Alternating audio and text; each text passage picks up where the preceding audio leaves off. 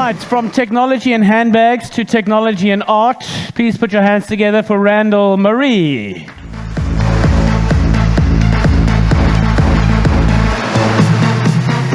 So Pablo Picasso was recorded to have said that sculpture is the art of the intelligence.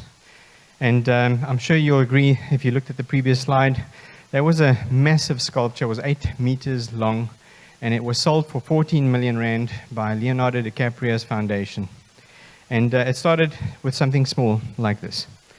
And it grew to a 2.5 meter sculpture, which was the original maquette, was scaled. It was first 3D scanned, scaled to 2.5 meters like you see over here, and then eventually was scaled to 8 meters so that it looks like something like this. So you may wonder, how is that possible? How do people actually do that? And so what I want to do is just explain the process to you of how sculpture has changed over time and how technology is being used in sculpture so that it actually produces something like that. So it starts with a maquette, or maybe a 3D scan, which is cut in polyurethane foam, like you see on the screen right here. And an artist then needs to apply a wax to that. That wax is melted. It's called a bongo putty. It's painted onto it. And then the features are redefined by the sculptor. So it's not cheating. It's kind of a glorified armature. And the sculptor then ensures that their sculpture looks amazing.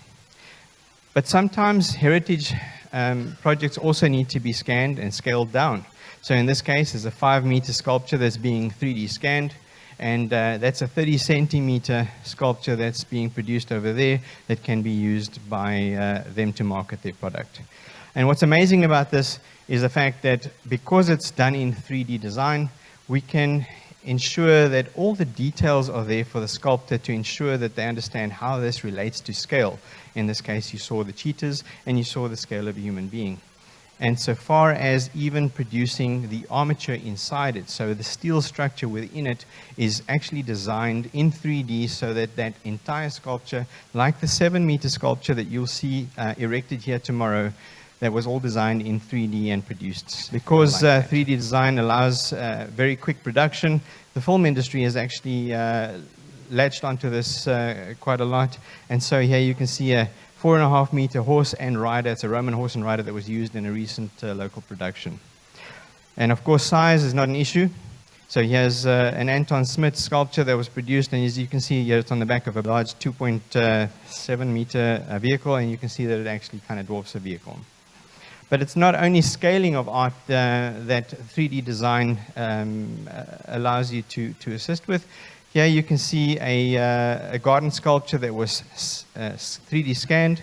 And what we did here is we layered it. So in 6 millimeter intervals, we cut it up, and then we had that laser cut for this particular artist. And tomorrow we'll have a sculpture here from that particular artist that allows us to see how a light emits through the perspex layers and aluminium of that. And this is a 9 meter sculpture that was produced recently in polyurethane foam, and then a bronze artifact was produced, and this is of Nelson Mandela at the Union Buildings.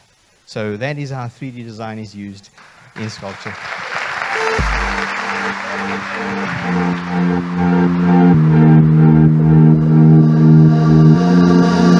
Mama, I think I'm getting cold. Hello. Oh, hi there. Thank you, Randell, the only speaker who actually 3D printed his own shoes tonight.